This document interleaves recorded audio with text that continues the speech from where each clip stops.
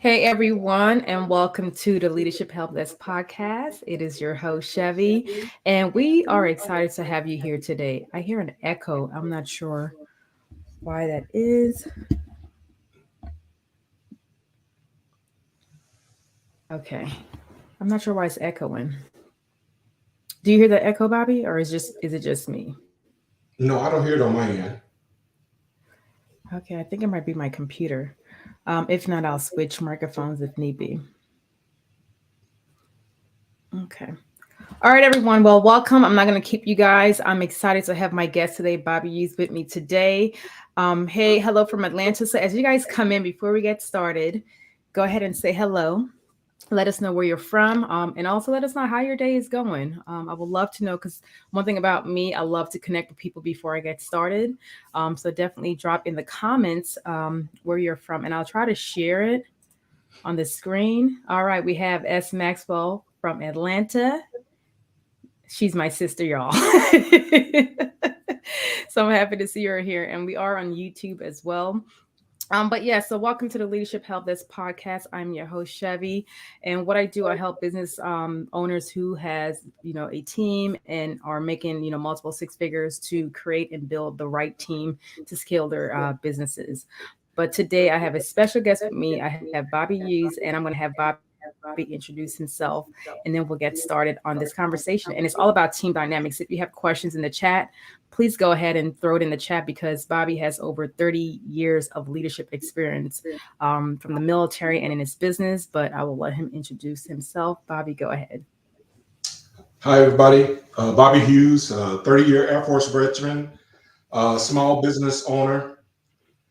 And yeah, I'm excited about getting on this and just sharing some of my experiences. And hopefully, I can help somebody, venture out and do better things. And not only do I own a small business, I also do independent contracting. So I just, I don't try to put myself into just one specific thing. You know, owning a business is good, but then again, you should be able to, venture out and do some other things. So that's pretty much me in a nutshell. Okay. Okay. You like simple, straight to the point. So thank you and welcome. So, you spent 30 years in the military. So I want to start there. So if you can just kind of share with the audience your journey when it comes to spending 30 years as a leader in the military and how that team dynamic was throughout your career from the beginning and, the middle and the end. Yeah, just like I said, 30 years I enjoyed it. 30 years just flew by really fast, and I was just always had the approach and the mindset of just if you learn the process, and then you'll be able to apply it and move forward with it. And then not only that, I always just try to improve every single process that I was involved in, and just taking 20% of the process and trying to make it 80% better. That's how Mm. I approached everything. Just take 20% of it and make it 80% better. And that went along with bed down, leadership, the way I mentored, all of my subordinates and all that good stuff. So yeah, it's just, I never turned down an assignment. I always volunteered to do things. And, like I said, the more things that I got involved with to put in my toolbox, you don't know it at the time, but as you advance in leadership, those things just come natural. Oh, I've been here and I've done that before. So yeah. Yes, and I love that, what you said, like taking that 20% and kind of flipping that into 80% of, leadership and just performance. But as you navigate leadership, as a leader, what were some challenges that maybe you encounter when it came to developing your people? Because I Well, know a lot yeah, of times, sometimes as business owners, go yeah, ahead. and that's a good point because you're going to always have certain individuals that are not they may not be living up to your standard or whatever, and so you're going to have to you have to be able to kind of balance you know uh, that fine line of just mentoring and and grooming people to where you want them to be, they're most effective at. and then making them feel included, and just creating an environment that's you know kind of energetic, and when you come in, that you'll be able to learn and grow. And I just always never try to leave anybody behind. Just Mm. give them everything, and then if they accept it, good. And then just put the expectation out there. Here's what's expected of you. If you don't meet that requirement, this is what you can expect. And it served me well, because a lot of the majority of my subordinates, they bought into it, and I didn't hold anything back. I was that type of leader that I put everything out there, everything out there, and and then if we had to slow it down, I would, but I made sure that I left no stones, unturned for everybody. Okay. I just want to kind of piggyback. You talked about creating that environment for your team to grow, to develop. What is that? How did that look for you in the military? When it comes to creating that environment, that organizational culture, if you would say. The main thing is self-awareness, and just prioritizing personal development. That was my main thing right there. It's just the self-awareness, and just prioritizing personal development. Just making sure that if there were a requirement, uniforms. I used to always have no notice uniform inspect, something as basic as that. Hey, bring Hmm. me your ribbons, and then just bring full service dress blues. And you'd be surprised how many people weren't even maintaining the basic stuff. So we just make sure that we correct that limiting factor, and then move on to bigger, and the bigger processes. So if we made sure that we had the smaller processes taken care of, then I knew that what, it'll build that team unity, and then we can kind of have trust in each other, and then we can tackle the bigger obstacles that we're confronted with. Yes, yes. And I love how you said personnel development, like giving your people the opportunity to develop themselves. Because sometimes I feel like, business owner or leaders in general, sometimes they so focus on executing the mission, doing the job, that they forget, okay, yes, my people is here to help me grow, to help me scale, but how am I developing them as individuals? Because I feel like when you develop your people, they want to stay more they invest more into your company and you as the leader. So thank you for that. um and the self-awareness piece, I think, what self-awareness did you bring about yourself as the leader? Because I think sometimes people who are leading kind of are not fully self-aware. So how did that show up for you as the leader leading your team?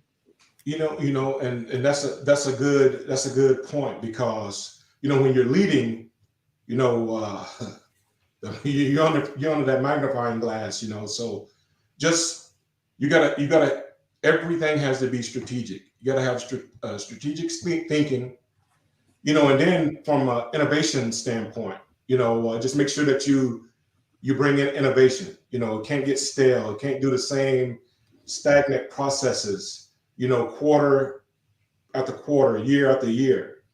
And then once you implement that, Mm-hmm. uh, you put together an action plan. Hey, this is where milestones. This is where we want to be at by the third quarter of this fiscal year. So, and just keep going back and making sure that you are making progress in order to fulfill that particular milestone. Yeah. So No, just awesome. simple. I just try to keep it. I just always my approach in the military and in small business and community related issues. I just try to keep it real simple. Okay, well, I don't know everything.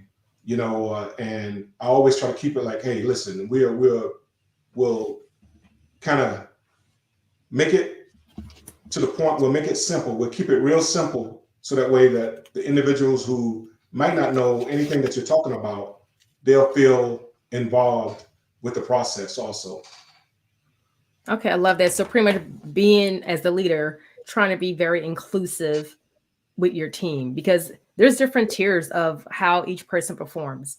So, and sometimes, like you said, you may have individuals who are not getting it, and that parts of the team dynamic. That's part of building that culture that nobody on your team is left behind. But like you said, just kind of providing that support for them. When it comes to training, how value is it? How valuable do you think it is when it comes to training and developing your people? Because that affects the team dynamic of how they perform and how they show up in your business. Yeah, without a doubt, a well-trained person is not gonna go ghost. And what I mean by that is, if you walk into any work center, place of business, and the individuals who are not confident in their processes, they're gonna slowly move away. So and I always said, okay, listen, if I'm on leave or if I'm out, you represent this work center or my business, so you have to know the process. So well trained people, they're definitely going to be happier at work. They'll be happier with everything that you're doing, because they have a general idea of what's going on. So yeah, you definitely want to focus on making sure that everybody is trained to the best of their ability. Oh yes, and I definitely agree. Being in the military myself, 21 plus years, when I've been a training manager, and I see the difference in when people are fully trained up on a specific task or a job, how they show up more confidently to do that job.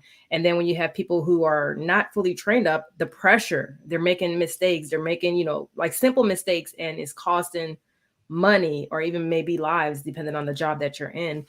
So having a well training is critical. And I think some people are, when I say people, some, business owners may be looking at, well, I'm here to make money, which is, yes, that is the end goal. But how are you creating that team dynamic to help you get to that point? And for me, I believe part of that is quality training. And that's part of getting the right people in place. So my other question to you, like, what did you do, and even if not just in the military, but even now in your business, because I know, leading in the military can be somewhat a difference in leading in your business. But when it comes to individuals, maybe they were not performing like they should, what were some things that you did to kind of uplift that person, motivate that person to feel like they're still part of the team and they're still contributing into your business or even into the organization that you led? Yeah, and I give you 2 points. Now, from a military perspective, if if you're not performing, it's going to affect you on your EPR. But now, from a civilian side, So when when you you're say working with, EPR, because we do have civilians who are not familiar with the military terms, if you kind of break down what that entails so they understand when you say EPR, like, oh, they have a yeah, understand it. it's your performance report. Yeah, so Hmm. you know what you're going to get. Now, on the civilian side, it's a little bit different because the way I approach it from a ethical point of view first, Mm. and then civics is kind of thrown in there also, because we come from different backgrounds, and a lot of times, when you're working with employees, there may be a language barrier, Yes. so and just trying to understand and all of that stuff. So that's the ethical approach, and then you just got to be civil because so many things come into play, you know, from a an employee point of view from the on the civilian side of it. So just being aware of all that stuff, making sure that ethically, we're putting our how we want to approach our processes out there, and then still sometimes that's not enough, and then you just have to Hmm. really take that individual to the side and then just make sure that you work, you find out what is happening, because you just never know, somebody may be having a bad day, and one incident, long as it's not, I always tell people, I always tell folks that are working for me, we can make mistakes because I do too, but long as it's Yes. not a catastrophic mistake, and and it's not messing with the overall business acumen, where hey, the company entity that you are working for be like, man, I don't know if I ever want to. I'm going to terminate this contract with this particular company. So you just want to Mm-hmm. avoid stuff like that. As long as you know, and that's where the communications and all that stuff comes in. You just got to make sure that you put it out there and all that good stuff. We work hard, and yeah, there's going to be some mistakes, but you know, we just need to make sure that it's nothing major, catastrophic to where the process shuts down. And safety and all that good stuff comes into play. Oh yes, you definitely hit a lot of ground. But I want to read Latoya Lay's quote. It said, "Training your team slash staff well to not only make sure they run things to your liking, but also they know how to work well together, and that's part of the team dynamics." But you talked about communication, because I think communication is a driving force in how individuals show up in the business, how they show up in the organization, especially when it comes, communication from the leader to the team. And what would you say would be a challenge, or maybe was a challenge for you, or maybe you've experienced, from the military side and in your business, maybe was there a breakdown in communication between the team and you as the leader, and in, what occurred, what friction, if any, did occur? My major thing now is, without a doubt, almost on every thing that I do from a business perspective, is definitely, cross cultural communication. You know, that is it right there. Oh well, just the assumptions and all of that stuff. Sometimes you just have to really stop the process and explain. Listen, this is not what I want.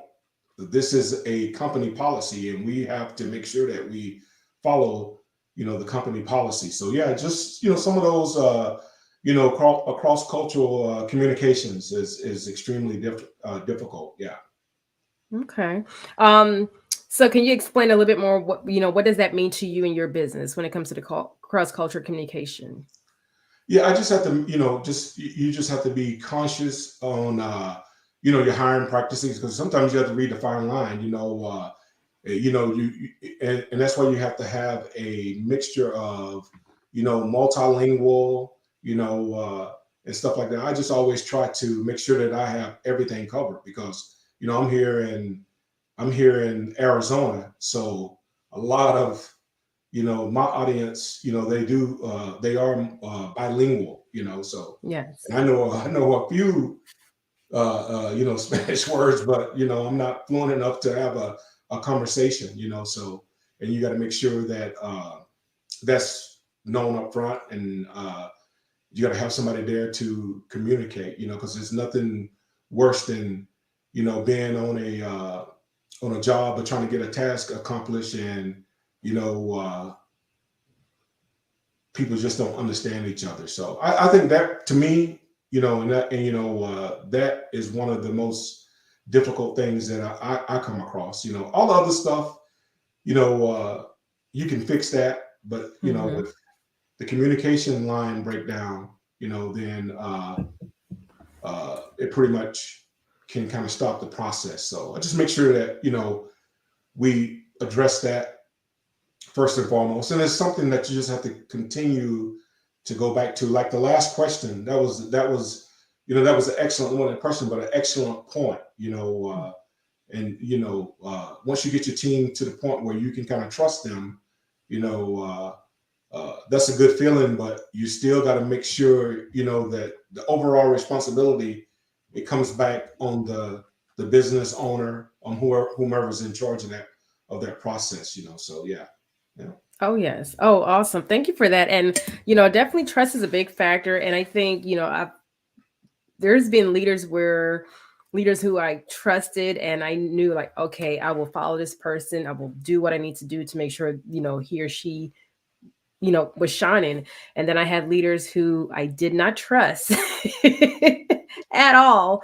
And for me, it was like, wow, first of all, I'm giving you the bare minimum because I don't trust you as my leader. And I don't feel like you have my best interests at heart. And I think if you're in a business where you have a team of individuals and they don't trust you, like you said, it's going to cost the business, maybe not just financially, but maybe opportunities, partnership, because now you have people who are working for you who are not truly sharing the company, values, but, and best interest of the company as a whole. So trust is a big factor, and it can definitely break the entire business completely down.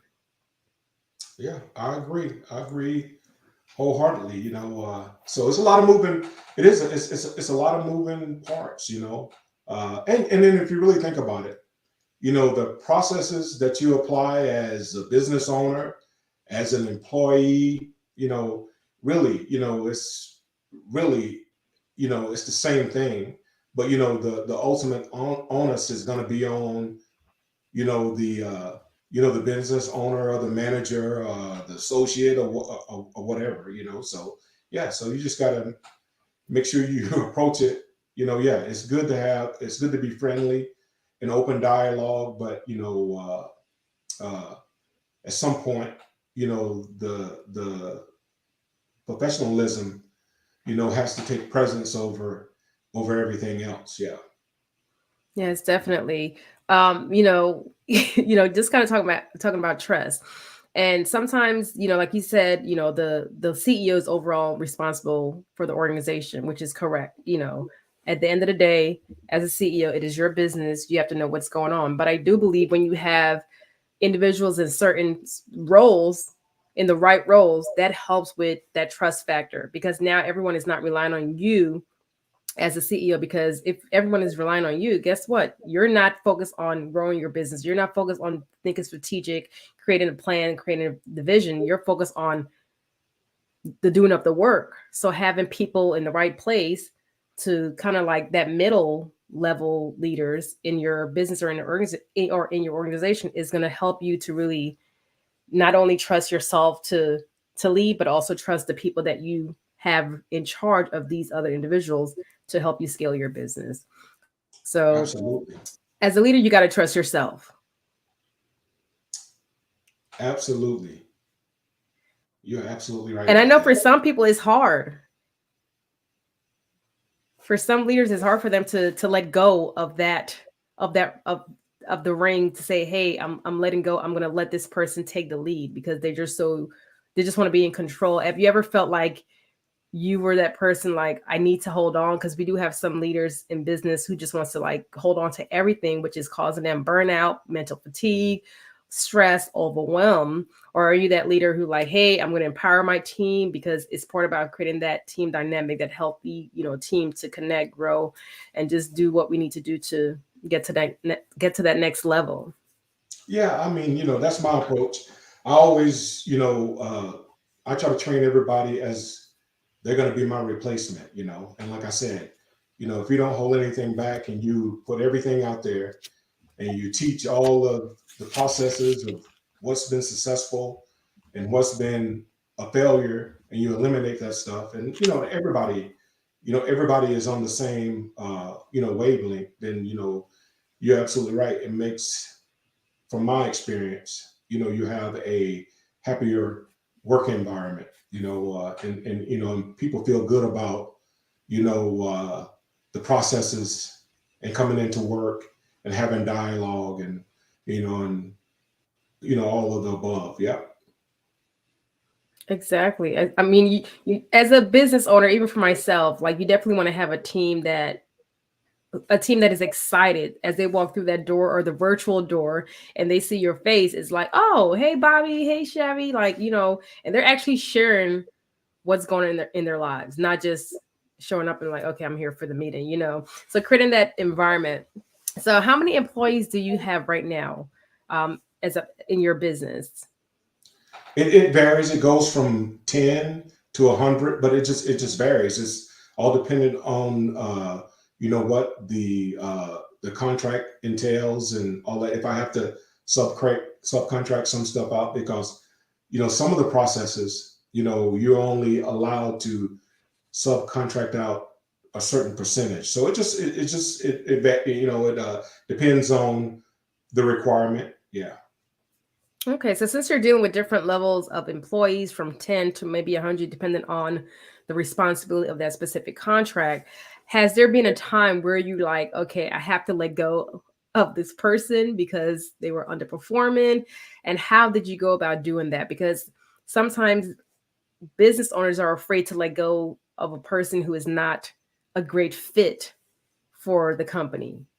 Yeah, I always, anybody who's associated or worked with me, I don't like to say for me, work with me. I always have a teaming agreement, and some of the fine print is, you know, I put the 6 months in there, to show an Mm-hmm. improvement because when you're dealing with these contracts, like I said, getting another is all dependent upon how you perform during that 1 year period, 2 year period, or 5 year period, or whatever. So your business acumen is dependent upon how you perform. So if you get one and you don't do a good job at it, chances are, sometimes these companies are not going to follow up or come back. So yeah, I just, I have about a 6 month window in there. If it's just somebody who's really just, they're just there just to be there, just, because some people, their priorities are just to have, insurance and dental for a certain Mm-hmm. period of time. So, True. and it just kind of covers the business owner. It covers the business process, and then it kind of gives the employee an out. Okay, after 6 months, maybe I wanted to move on to something else. Maybe I wanted to go back to that full construction job now that everything is kind of opening up. Yeah, so I usually do about a 6 month agreement. Yeah, with all the specifics in there. Hey, listen, if you know the above criteria isn't met to satisfaction, then we'll have a warning, and then just stuff like that. So nothing that's gonna blindside anybody. Make them feel uncomfortable, anything like that. So it's just it's all work specific stuff. No personal stuff. I try to stay away from there's a few things that I don't want in the workplace, but for pretty much, I don't put very many requirements on anything other than just, we treat each other well and we respect, you know, uh, each other's feelings and stuff like that. Yeah. So, and then, once you put it out there and everybody's, agree with it, then, you can get down to the real, the reason that we all are there is to just get the work done. The Yeah. bottom line is, work performance is what's gonna, you know, win everything over. So yeah, I just try to keep it, like I said, my approach is I just try to keep it simple, the basics of how to function, but with a high demand on putting out a quality product. So, and just a balance between, you know, what's important, and then the things that we can massage and then kind of groom and make people better, and and then uh it works from there. So, Yeah. but of course sometimes you have to go in and you have to readjust, and I solicit feedback from everybody that that I'm involved with, because I just don't want, I always leave myself the capacity to learn, because every process is going to be different. And then Yes. also too, one thing with me is, if there's something, if I am not the subject matter expert when it comes to math or whatever, I'll get to know my coworkers, and I'll find the individual that is good with that process, and I make sure that they're comfortable with handling that process. And then the things that I am absolutely not good at, I make sure that I give it to a team member who can do it justice. So yeah. No, I love that. And I love how you said, because sometimes, as I said before, some people are afraid to hand over that responsibility, but that's part of creating that right team. That's part of creating that team dynamic to allow people to feel like they're part of the, not even the business, but also part of, like, they're part of the family. And like you said, if you don't know it, you're going to look to the person on your team who can execute and do that thing very well, better than you. And I think that's a great example of self-awareness and great leadership as a whole. And I love how you said it's about producing high quality, and sometimes you have to set the standards up front. And like you said, your process is simple, but for me, simple is effective. And Yes. it's effective when you are clear on the expectations, you're clear on the objective of what the team needs to do. The team is, clear on, okay, this is our mission, this is our vision for the next 6 months or for the next year, depending on the job, the job itself, responsibility. But I think, like you said, it's all about how the clear guidance that you're providing your team. And I think when you provide that clear guidance and clarity to them, then they can flow. They can execute, they can be innovative. But when it's not clear, it's like chaos because nobody knows exactly what to do, and time, money, and resources are now wasted, and now you have to go back and maybe hire new individuals because the job is not getting done because clear guidance did not come from you as a leader. So I believe part of that team dynamic, developing your people, how they respond, what actions they take, comes with what are you creating as a leader? What example are you showcasing to your team to create that healthy environment as a whole? Absolutely. Yeah. And that's just, it could be as simple as involving, you know, the most junior employee in a process. Let them see how it's done from A to Z, sitting in on meetings and, just getting involved and soliciting that, that input. Hey, we went through this process. What do you guys think about it? What can we improve it? Like I said, you take that 20% and you can make it 80% better Yeah. and that's with everything.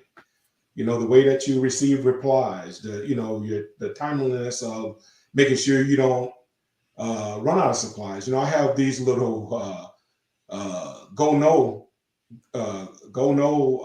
little stickers, as simple as something in red and green to make sure that our supplies don't ever go below a certain amount. And then when it's switched over to red, I know Hmm. that it's time to order something. We may not be out of it, but it gives us a general idea that, hey, we need to make sure that we order supplies and make sure that we have enough of this and that. So yeah, it's just like I said, I just always try to keep it you know, simple. And then from a business owner perspective, I just always think about, how Hmm.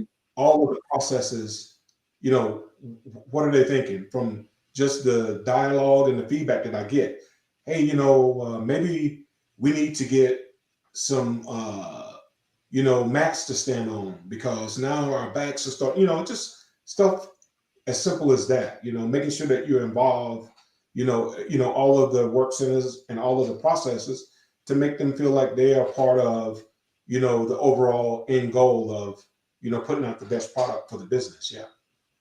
No, I love that. So, just to summarize, that is all about taking care of your people, Yes. understanding what their need and how you can support them as the CEO, as a business leader. So no, I definitely love that.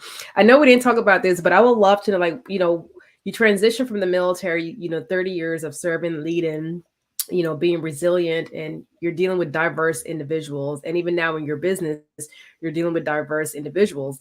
What made you step into the entrepreneurial space, the business space? Like I said, I just I never wanted to just do one thing. I always wanted to do multiple things. Yeah.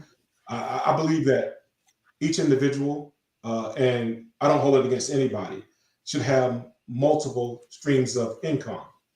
So when I first got out of the military, I worked for the passport agency, and I was just like, you know what? I love the job, I love the process, but I was like, you know what? I'm Mm-hmm. kind of I think I'd be better suited if I, just kind of ventured out into the independent contract world and then take it a step further.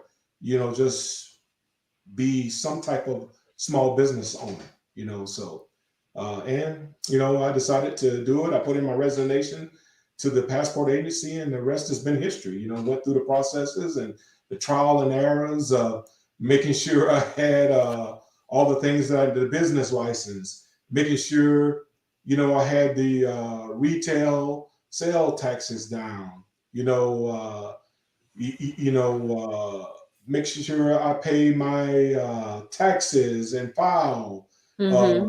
by the end of the quarter. So yeah, you know, just and then once I got all that stuff down, then it was easy. But like I said, I have my small business, but then again, I also do independent contract, and consultancy on the side. So I'm just not gonna let myself just sit in one area. And there's nothing wrong with that if that's what you're Yes. comfortable with. But like I said, my thing was, I just wanted to do just more than just one thing. Yeah. So that's what kind of led me to, getting out of the hustle and bustle and just kind of do my own thing. Yeah. So, and I'm a people's person. I love being around people.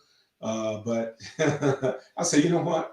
I want to try this, and then, like I said, Yeah. if I get to a point to where I want to go back and do something corporate or something like that, it's always there. I don't ever close the door on anything. Yeah. So, Exactly. No, I love that. And I'm just like you, I am a creative. I love to create. I love to tap into different things. So I definitely I'm aligned with that. And when it comes to people, it's for me, it's the connection. I'm a connector. I love connecting with people, whether that's online or, in person. And that's part of being that leader, like being able to connect to your team, connect to whomever you're working with, even if, they're at the beginning level or at the top level, just having that ability to just communicate at every single level within your business, I think is amazing as a leader. I do have another question. What would you say is the difference between leading teams in the military and leading teams as a business owner? Or is there a difference?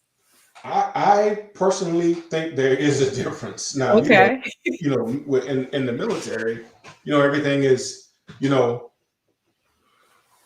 there's a consequence. Mm-hmm. On the civilian side of things, you know, people, they're not going to tolerate, you know, uh, you know, just being stern and the harshness. So that, to me, that's kind of the difference. It's the Mm-hmm. same, but when it's all said and done, it, it's basically the same thing. In the military, people, they cannot like you, but Mm-hmm.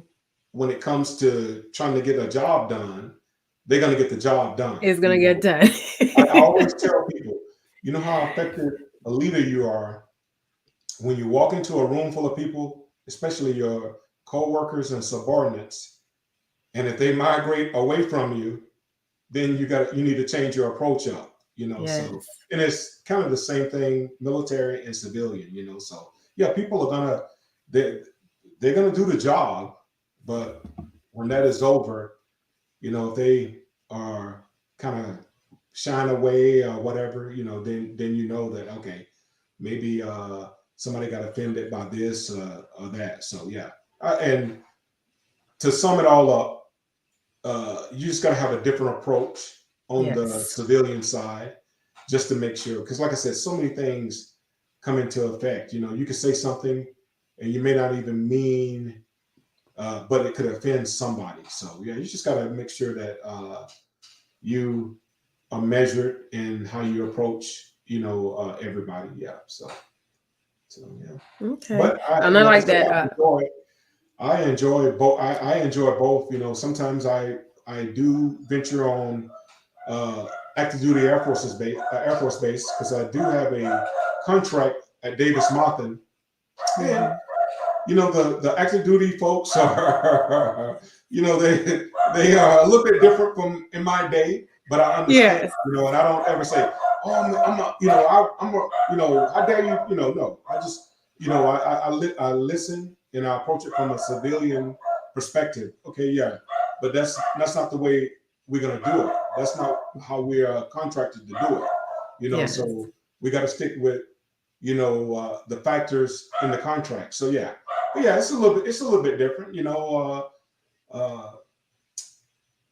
I mean, airmanship is similar to being in the civilian sector. It's pretty much the Yeah. same, but you have to approach it a little bit different. Yeah, especially from a leader compared to a business owner, because if you offend somebody on the civilian sector, they may just not show back up the next day.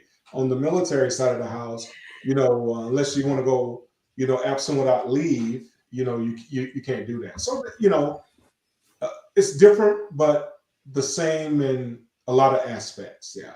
Yes. No, thank you for that. And yes, there is a difference because like you said, when it comes to the military, whether we're mad at the leader, guess what? We still got to do that job. We still got to execute. And being a business owner, it's a little different. But I think as a business owner, when you first set those rules and engagement, but also create that environment, and I'm not saying a strict environment, because I think people, leaders have to remember, like, yes, your people are these individuals are working for you, but how can you create a fun environment to where they're excited to be there, but also if there's something that you're correcting them on, or maybe something that you said, they don't take it to the point where they don't show up the next day. Like they know you so well for them to be like, okay, Bobby said this, let me approach Bobby and have a conversation with Bobby, because you, as the CEO of your business, have created that space for them to be able to come and share their thoughts regardless of what was said.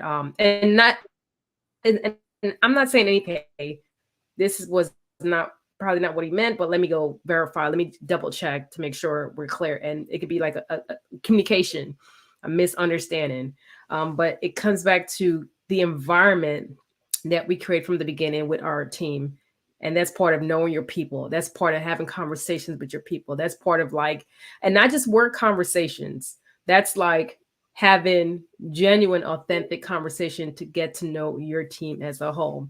And I want to share, uh, Prince, you mentioned Bella. That wasn't Bella. I think that might have been Bobby's dog barking. It's okay. We would love to see the dog if it's nearby, Bobby. You can bring it on camera. Yeah, he's a wild one. I'm telling you, has no boundaries. Oh, trust me. I have Bella. If she was up here with me, she'd probably be acting a fool as well. Like, girl, like, relax, barking for no reason. But no, Prince, that was not Bella.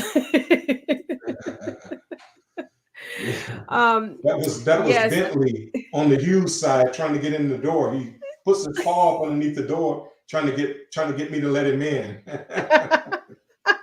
You gotta love it. They're just like kids. It's like they want our attention and they need it now.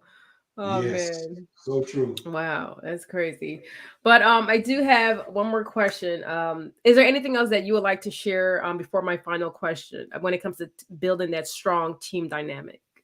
Yeah, one thing I forgot, and it's simple, but it's it's uh, it's time tested. You trust the process and people, but Hmm. trust. But then you also, from as a business owner, leader, supervisor, manager, you trust, but you also have to verify, because the buck, it always gonna stop at whatever level of leadership is at. So yeah, just trust and verify.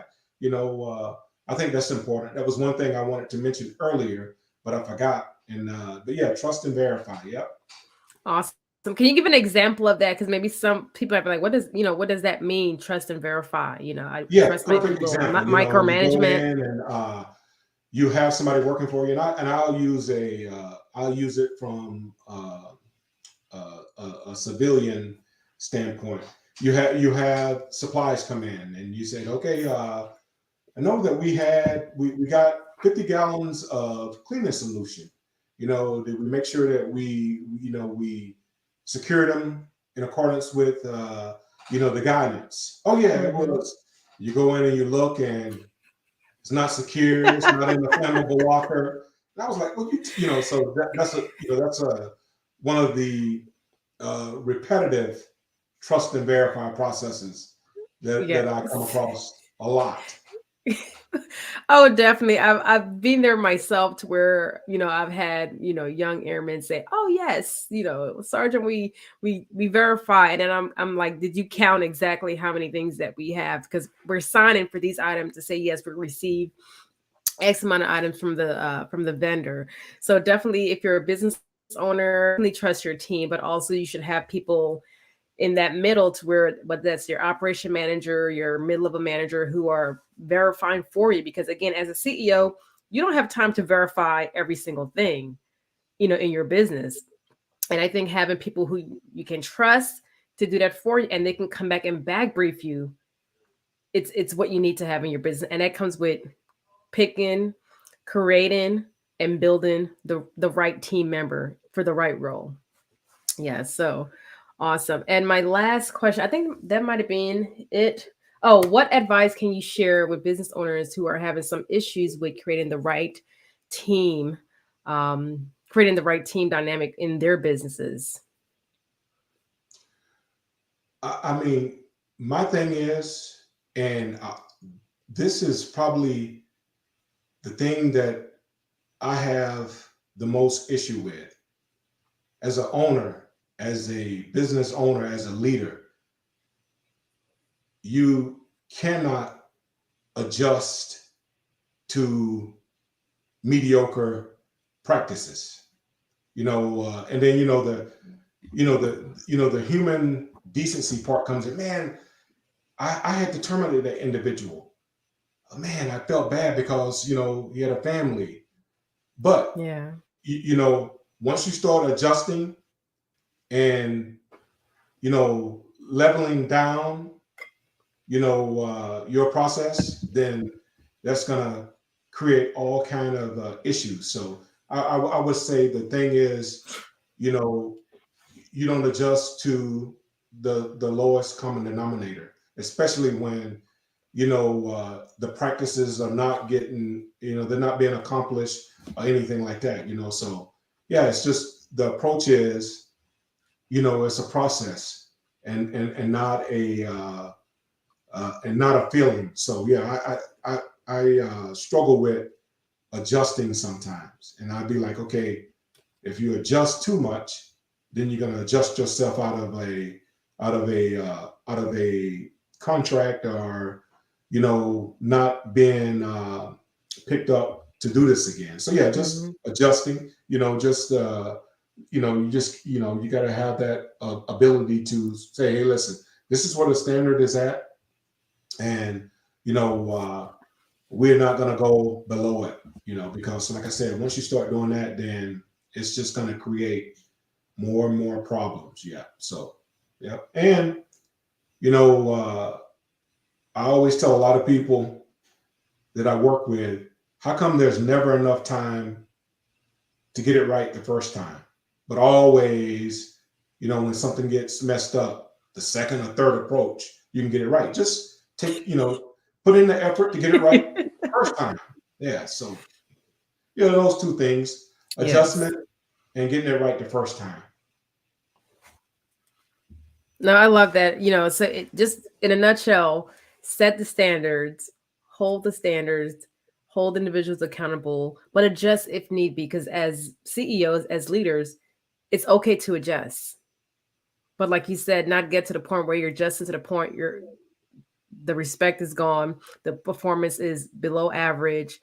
Keep that standard where it's at. And it's as long as everyone knows, hey, this is the standard, these are the expectations when it comes to the boss or the CEO or the business, and hold them accountable, then performance will continue to increase. But if you drop it too low, like you said, it's like people are going to take advantage, not show up, mediocre work. And then it's about a third time when you're like, okay, get it together or else I got to release you. Oh, we got it together, boss. We're good to go.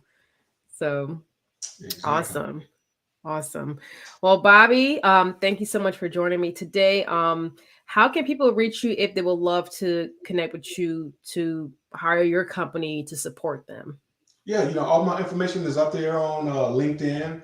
Um, it's out there. Contact me that way, and yeah, I would love to team with a lot of the individuals. So yeah, just reach out, and then what I could do is, as contracts come available, I could just put the stuff out there, and if it's within your skill set, then we could talk, and the more the merrier. Like I said, I would love to have teaming agreements in all 50 states. Awesome. I love Yes. that. What is your LinkedIn handle so people, if they want to just kind of look you up right now, they can? It is Bobby L. Hughes Jr. Yes. Okay, awesome. So yes, if you're a business owner and you want to tap into the contract space, definitely reach out to Bobby because, like he said, he wants to team up with you, all 50 states if he can, and bring you on and show you some things. So definitely reach out. But as always, thank you all for joining me so much. We really appreciate you being here. I am Chevy. Mag, definitely, I'm here to help you create the right team and also build the right team to help you scale to the next level. And as always, we will see you next week. All right, y'all. Have a great night. All right, everybody.